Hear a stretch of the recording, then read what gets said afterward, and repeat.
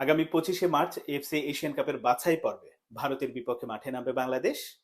ওই ম্যাচের ফলাফল কি হবে সেটা অনুমান করার আগে বা সেটা বলার আগে আমি এই মুহূর্তে এখন পর্যন্ত যে প্রস্তুতি হয়েছে যা চলছে সেই দিক থেকে ভারতের চেয়ে বাংলাদেশকে খানিকটা হলেও ওই ম্যাচের জন্য এগিয়ে রাখতে চাই। কেন এগিয়ে রাখতে চাই সেটাই বলছি। আপনারা এরই মধ্যে দেখেছেন যে বাংলাদেশ দল সৌদি আরবে ক্যাম্প করার জন্য ঢাকা ছেড়ে গেছে। তার আগে ক্যাম্প শুরু হয়েছিল মানে এই সপ্তাহেই। এবং এখানে ক্যাম্প করার পরে প্লেয়ারদের সাথে যে বোঝাপড়া বলি সবকিছু একটা মানে বন্ডিং তৈরি হয়েছে প্লেয়ারদের মধ্যে, যে জেতা বা ভালো করার যে আগ্রহটা, এটা আমরা প্রতিদিনই যখন মিডিয়ার সাথে খেলোয়াড়রা কথা বলেছে দেখেছি। তো কেন আমি বলছি যে ভারতের চেয়ে বাংলাদেশ কিছুটা হলেও এগিয়ে আছে?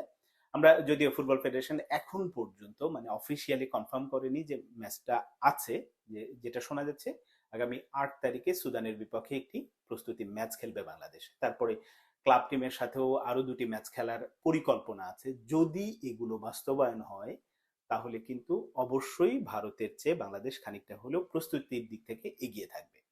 কেন এগিয়ে থাকবে এটা তো বুঝতেই পারছেন যে দেশের মাটিতে এরকম প্রস্তুতি মানে শুরু করলো, তারপরে সৌদি আরবে গেছে এবং সৌদি আরবে গিয়ে যদি এরকম 2-3টি প্রস্তুতি ম্যাচ খেলতে পারে সেটা টিমের কি বলবো যে বন্ডিং তৈরি বলি, খেলোয়াড়দের মধ্যে বোঝাপড়াটা, কোচের কৌশল বাস্তবায়ন, কাকে দিয়ে কাকে খেলালে কি হবে, এই ব্যাপারগুলো যে তৈরি হওয়া, দারুণ একটা অবস্থা তৈরি হবে। এর মধ্যে সৌদি আরবে ক্যাম্পে ফাহমিদুল যোগ দেবে।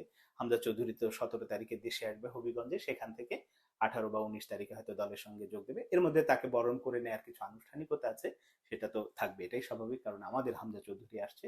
হামজা চৌধুরীর মতো খেলোয়াড়কে বরণ করা, তাকে আলাদাভাবে একটু সংবর্ধিত করা, এটা মানে প্রক্রিয়ারই অংশ এবং এটা হওয়াই স্বাভাবিক ছিল। তো মাঠের যে পারফরমেন্স, আমি এখন পর্যন্ত ঢাকায় যে প্রস্তুতি হলো তাতে খেলোয়াড়দের কথা, অধিনায়ক থেকে শুরু করে কোচ বলেন বা অন্যান্য খেলোয়াড় যারা মিডিয়ার সঙ্গে কথা বলেছে তাদের কথাতে যেটা, বাংলাদেশ ভারতের বিপক্ষে এই ম্যাচটা জিততে চায় এবং পুরো 3 পয়েন্ট নিয়ে, এবং সেটা যদি হয় মানে আমি আগেও বলেছি যে পুরো ইকুয়েশন কিন্তু আসলে অনেক সহজ হয়ে যাবে বাংলাদেশের জন্য।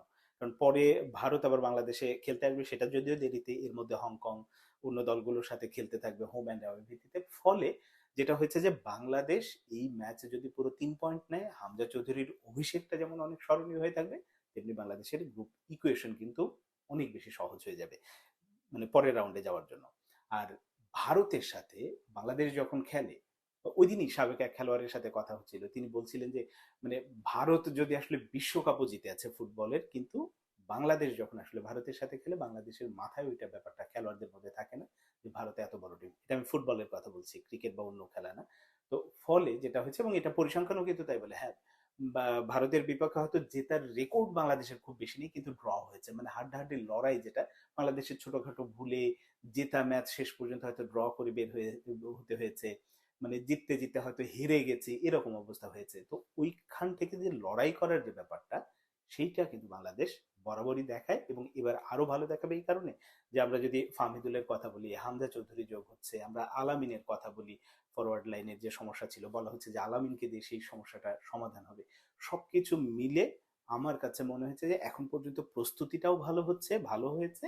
সঙ্গে হচ্ছে আমাদের খেলোয়াড়দের মধ্যে, খেলোয়াড়রা খেলার মধ্যেই ছিল, মানে লিগ চলছে, সব কিছু মিলে বাংলাদেশ এবার এই ম্যাচটা যদি নিজেরা ওই অতিরিক্ত চাপ না নিয়ে নেয় বা অতিরিক্ত আত্মবিশ্বাসী না হয়ে যায়, তাহলে কিন্তু পুরো 3 পয়েন্ট নিয়েই এই ম্যাচটা বাংলাদেশ জেতার কথা। এবং সেটা হলে ওই যে আগে যেটা বললাম যে গ্রুপ ইকুয়েশন অনেক সহজ হয়ে যাবে, হামজা চৌধুরীর অভিষেকটা অনেক বেশি স্মরণীয় হয়ে যাবে, সবকিছু মিলেই দেখা যাক, ভালো কিছুর প্রত্যাশায় রইলাম আমরা।